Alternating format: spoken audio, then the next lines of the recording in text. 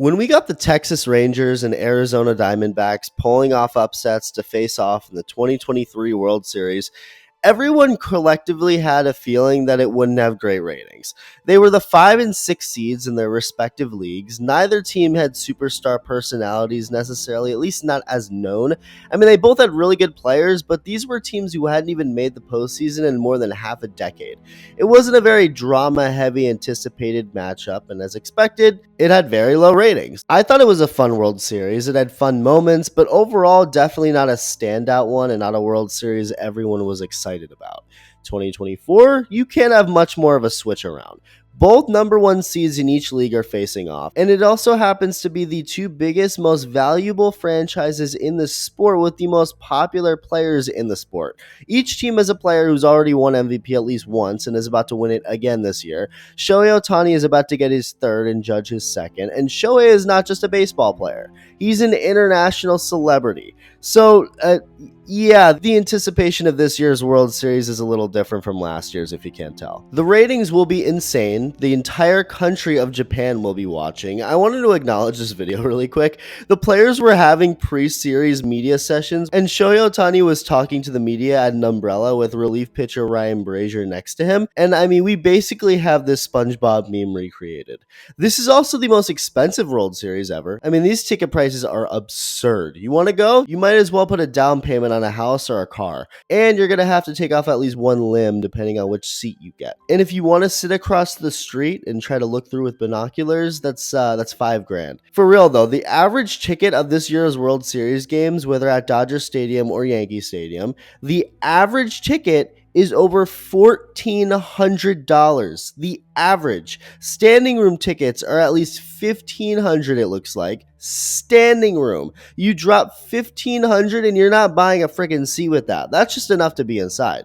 For the most expensive ones, a couple seats behind one of the dugouts for Game 1 at Dodger Stadium were bought at $12,000 each. It does suck, it really does, because you have all these diehard fans who live and die by their teams who won't get to go to a World Series game because they're outpriced, but at the end of the day, life just isn't fair. Simple supply and demand, and this is just one of the many ways MLB is going to be making bank off this series. It just is what it is. I mean, Los Angeles and New York City, are you kidding? Every celebrity in the book is going to be at these games. There will be people popping from the dead showing up. Trump and Kamala are going to be there. P. Diddy's somehow going to end up on field level. It'll be wild. And cue the complaints. I mean, well, there's no queuing. They've already been unleashed. The army of complainers. There are people who complain that it's bad that two lower seeding teams made it last year and that the MLB playoff format is all screwed up and needs to be fixed to help the top seeds because they have too much downtime and rest before playing. And you will find those same people mad that this year's World Series is the two top seeds and also that it's particularly the Dodgers and Yankees. It's so dumb, and I know it's not everyone. I know that. In fact, I know it's not most people. But the amount of bitching and moaning I've seen regarding the fact that these two teams are the ones playing in the World Series is enough for me to feel like we as a society do not deserve it. For years, baseball has been behind the NBA and NFL in terms of marketing, in terms of the amount of excitement over its stars. We finally get the two perfect franchises with the perfect players to help MLB with this. Why is anyone complaining? Like, come on. At this point, it's just complaining to complain. But regardless, just like most guilty pleasures, we all know that most of the people pissing about it are going to end up watching anyway. So now we get to the actual thing, the actual showdown itself. The 98-win Dodgers versus the 94-win Yankees. The first time the franchises meet in October since 1981. That's a long time ago. This is what the broadcast looked like in 1981. ABC Sports presents the 1981 World Series.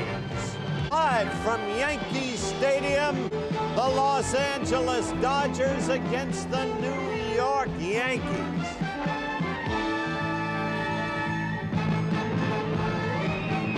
And 1981 also featured a 20-year-old rookie from Mexico. That season's NL Rookie of the Year and Cy Young Award winner by the name of Fernando Valenzuela, throwing a gem in that year's World Series and helping push the Dodgers to a championship.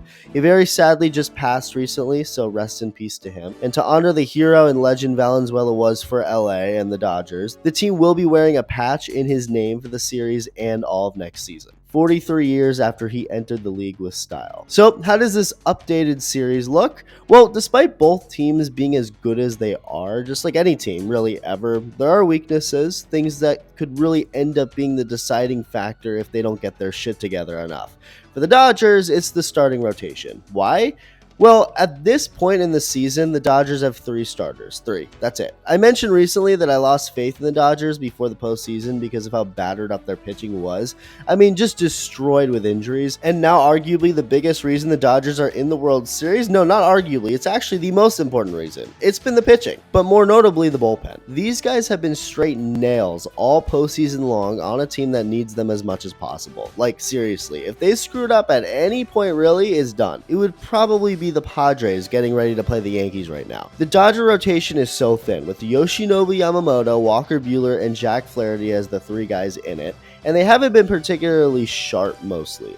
In order to win this series, they need to at least be decent enough for a couple of games. It's great to know you have such a great pen backing you up, but the rotation has to be at least somewhat good.